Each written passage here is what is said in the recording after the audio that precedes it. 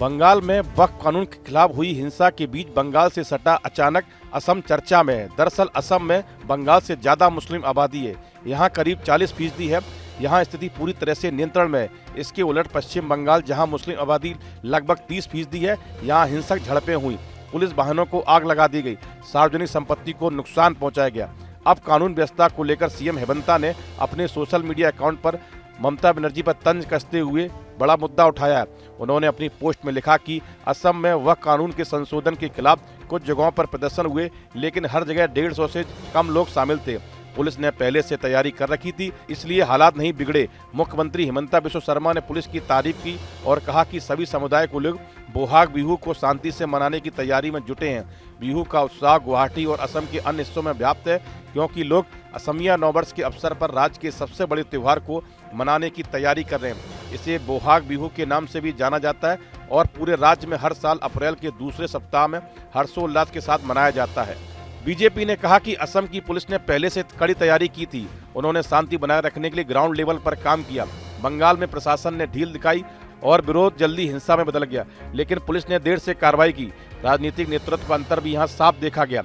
असम में हेमंत बिस्वा शर्मा ऐसे मामलों में सख्त रुख अपनाते हैं, जबकि बंगाल में ममता बनर्जी का प्रशासन अक्सर नरमी बरतता है। बीजेपी के फायर ब्रांड नेता गिरिराज सिंह ने बिना देरी किए ममता बनर्जी पर हमला बोल दिया।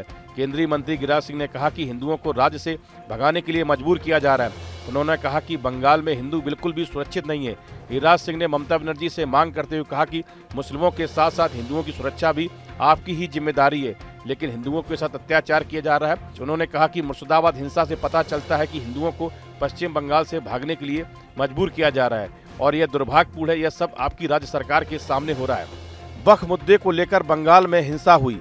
बंगाल के मुर्शिदाबाद में दंगाइयों का तांडव देखा गया। वक्फ कानून के खिलाफ एक बार फिर मुर्शिदाबाद सुलग उठा। मुस्लिम बहुल मुर्शिदाबाद जिले में ताजी हिंसा में प्रदर्शनकारियों ने पुलिस कर्मियों पर पथराव किया और कई वाहनों में आग लगा दी। उन्होंने सड़क रेल यातायात को भी बाधित किया। भीड़ को कंट्रोल करने के लिए करीब 10 पुलिसकर्मी घायल हो गए।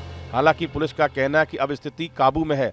बंगाल में हिंसा को लेकर अब राजनीति भी गर्मा गई है। अब इस मुद्दे पर बीजेपी नेता ममता सरकार को कटघरे में खड़ा कर रहे हैं। बीजेपी का कहना है कि आखिर बंगाल में ही क्यों उपद्रवी तांडव मचा रहे हैं। बीजेपी सीएम ममता को इस हिंसा के लिए जिम्मेदार ठहरा रही है। उनका आरोप है कि बंगाल में हिंदुओं को भगाने का प्रयास हो रहा है। वक्फ अधिनियम 2025 के लागू होने के बाद यह पहला शुक्रवार था। देश के कई हिस्सों में पहले से ही कानून के खिलाफ प्रदर्शन हो रहे हैं। शुक्रवार को जुमे की नमाज के बाद भी संगठित रूप से विरोध की खबरें आईं। हालांकि पश्चिम बंगाल में जगह जगह नमाज के बाद प्रदर्शन ने हिंसक रूप ले लिया।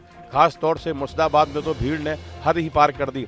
वक्फ के खिलाफ देश में केवल पश्चिम बंगाल में ही हिंसा हो रही। पश्चिम बंगाल के मुर्शिदाबाद जिले के जंगीपुर और सुती में वक्फ के खिलाफ हिंसक प्रदर्शन हो रहे हैं। पुलिस पर हमले किए गए, सरकारी गाड़ियों में आग लगा दी गई, रेल यातायात ठप कर दिया गया।